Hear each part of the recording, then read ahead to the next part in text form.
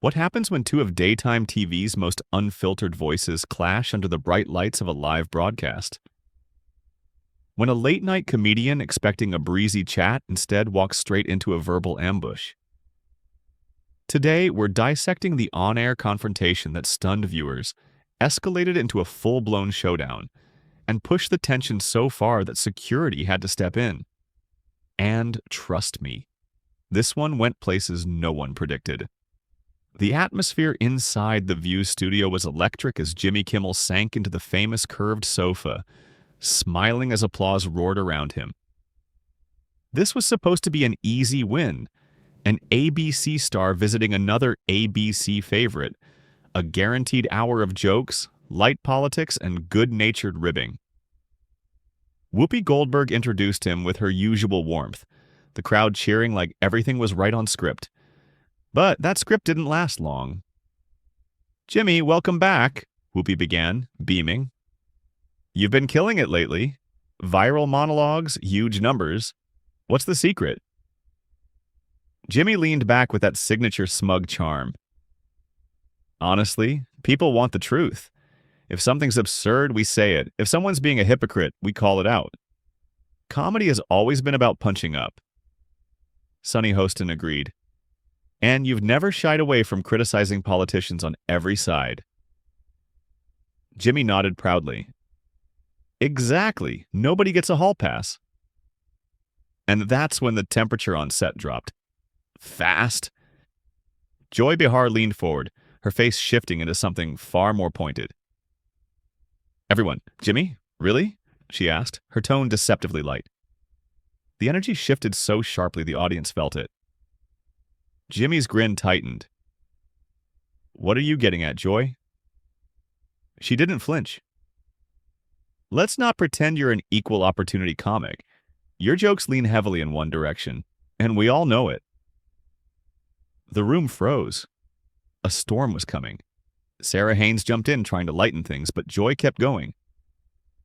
There's a difference between having a viewpoint and becoming a megaphone, between satire and propaganda.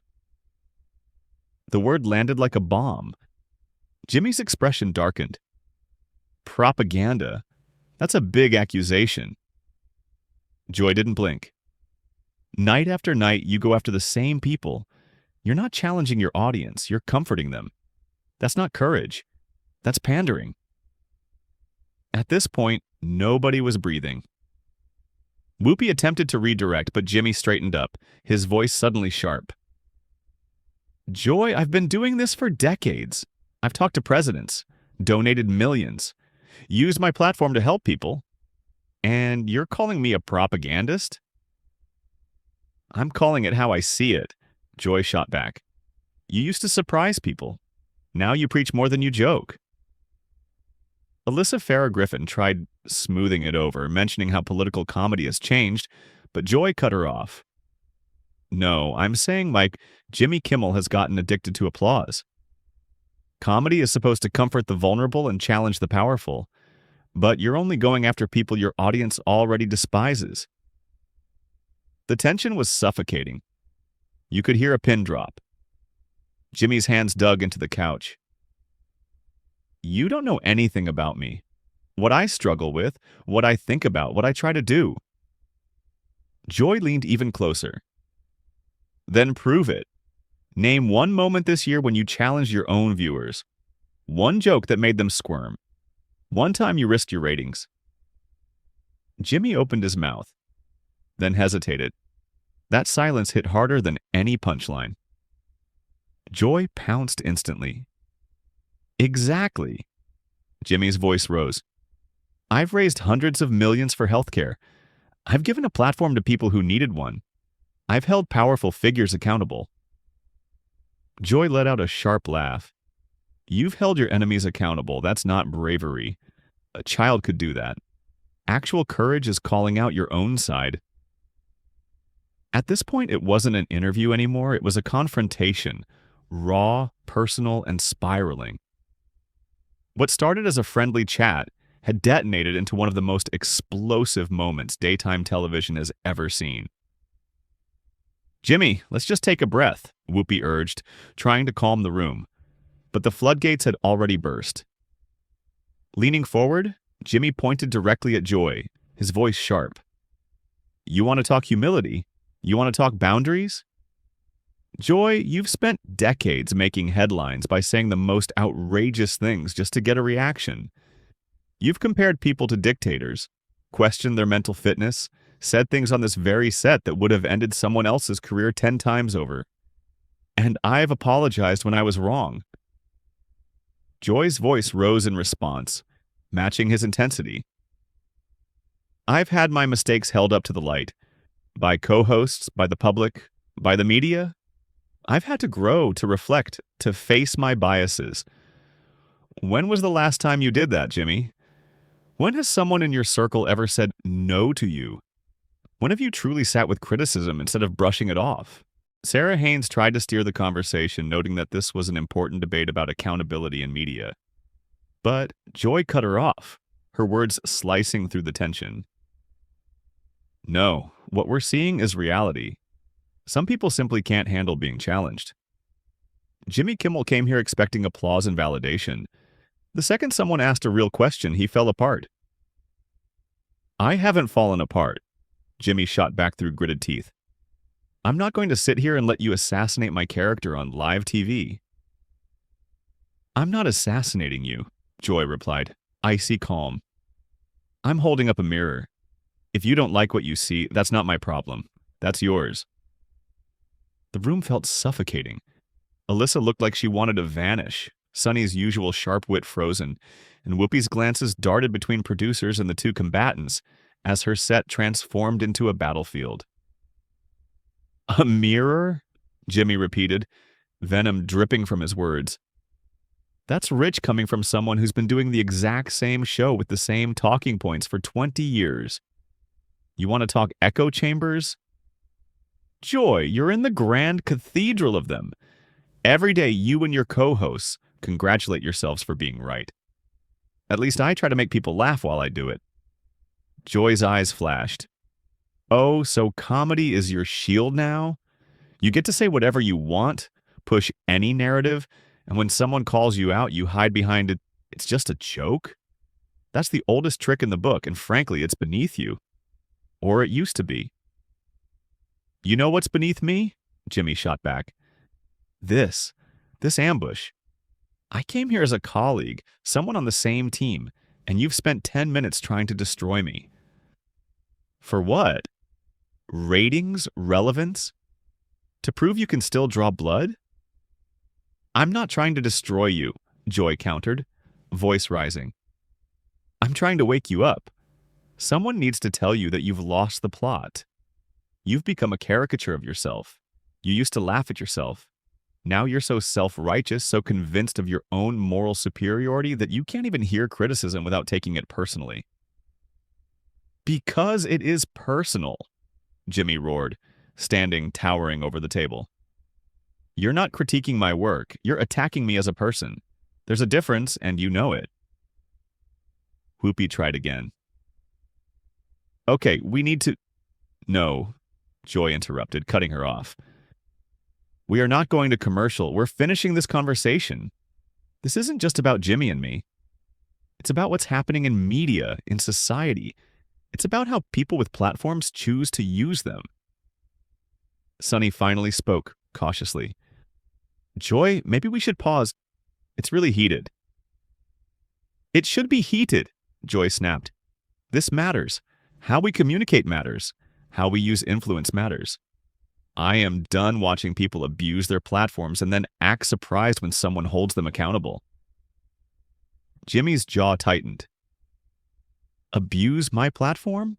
I've shined a light on healthcare inequities, supported LGBTQ rights, fought for gun control, stood against racism and bigotry. What exactly have I abused? Joy's next words were quieter, but they cut deeper than anything before. Your audience's trust. You've abused it by pretending to be something you're not. Pretending to be an everyman while living in a bubble. Pretending to speak for ordinary people when you're insulated. Pretending to be brave when you only take safe risks. The air in the studio felt electrically charged, the tension almost tangible as the clash between two television titans reached its boiling point. The color drained from Jimmy's face. "How dare you question my authenticity?" he snapped. "I grew up in a working-class neighborhood. My parents were ordinary people. I know what that life is like." "You remember it," Joy replied sharply, her tone slicing through the air. "Past tense. You haven't lived that life in decades. You fly private, live in a mansion, send your kids to elite schools. And yes, you earned it.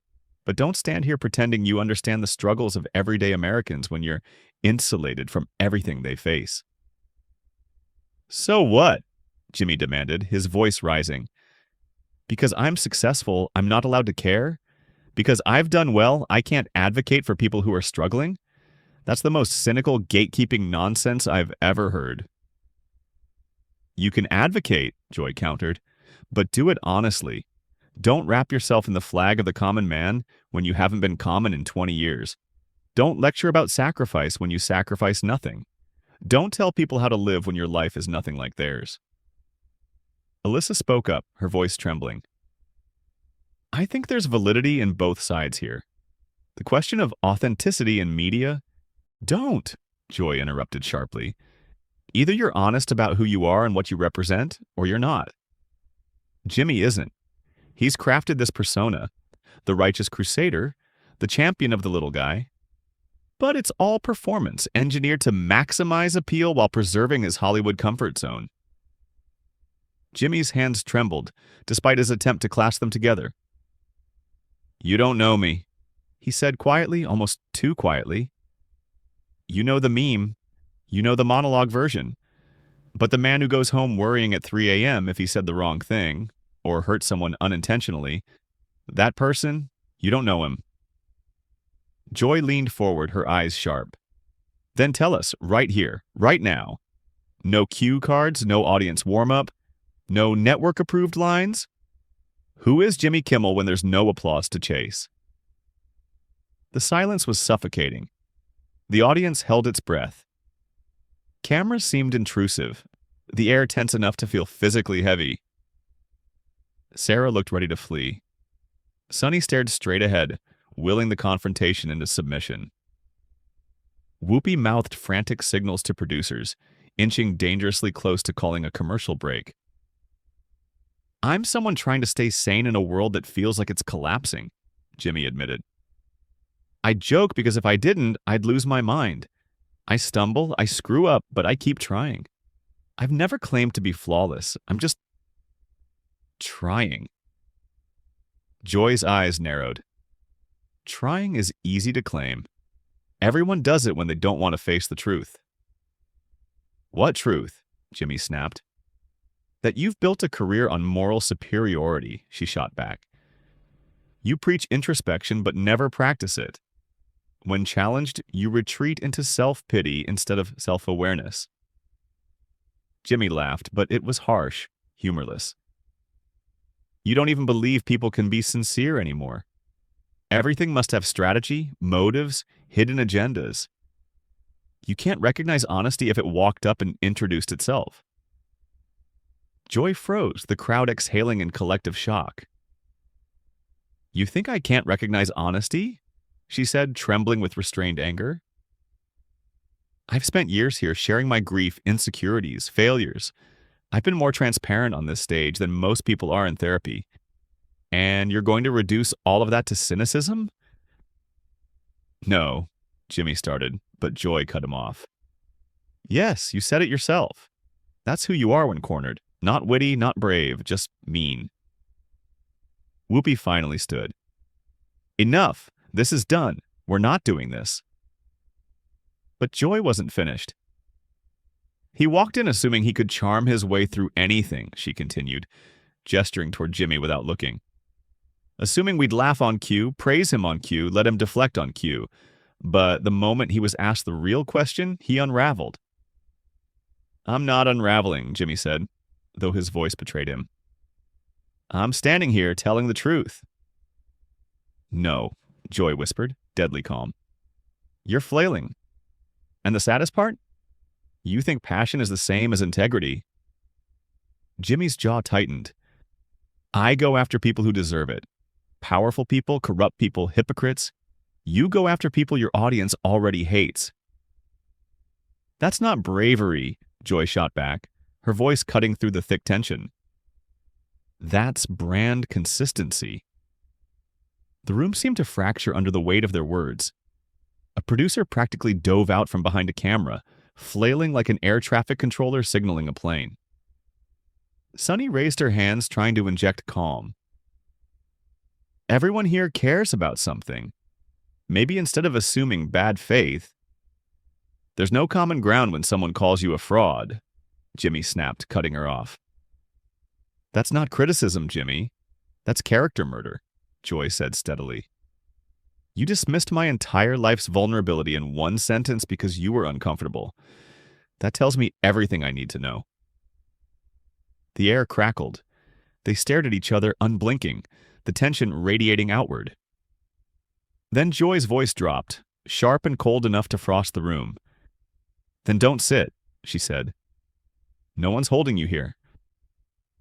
The atmosphere shifted instantly, metallic, dangerous, electric. Alyssa's eyes widened. Sarah pressed a hand to her chest. Whoopi stepped in, palms raised. Joy, that's enough. But she didn't flinch. No, it isn't. I'm done watching people like Jimmy stroll in here, act like they're gifting us their wisdom, and expect gratitude for their prepackaged authenticity. He dishes it out nightly, but the moment someone pushes back, suddenly he's the wounded party. Jimmy let out a breathless laugh. Wounded? You've spent 20 minutes questioning my integrity, my intentions, my character, and I'm the one playing the victim? How does that math work?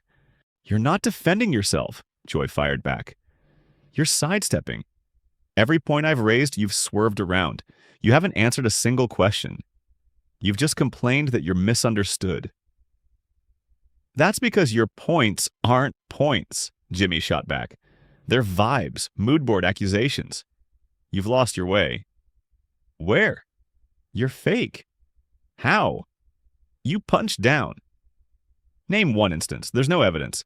Just personal irritation wrapped in academic-sounding outrage.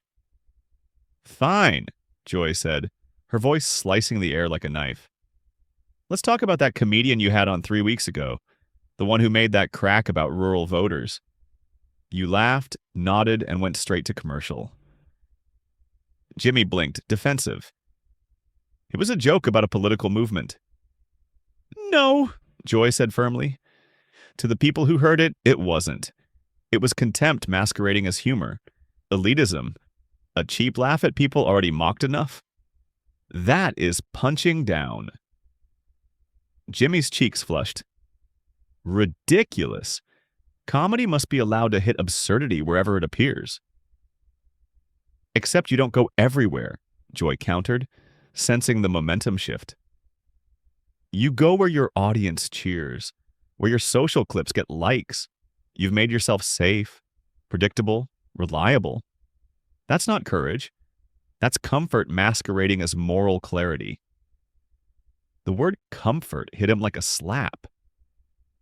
Jimmy leapt from his chair, the sound scraping sharply across the studio floor.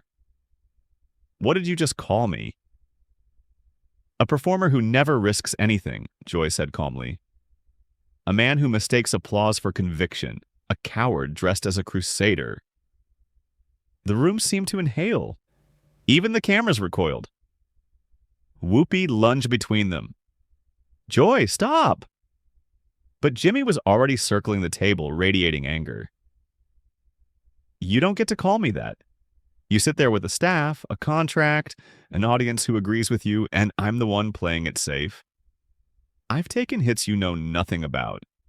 I've lost sponsors, friends, entire portions of my career because I spoke up. What exactly have you risked?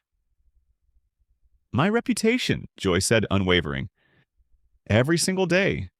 Being a woman with opinions is a risk. Being older? Practically rebellion. I've kept my job by refusing to sand down my edges. That's risk. That's cost. Producers scrambled. Security started moving in.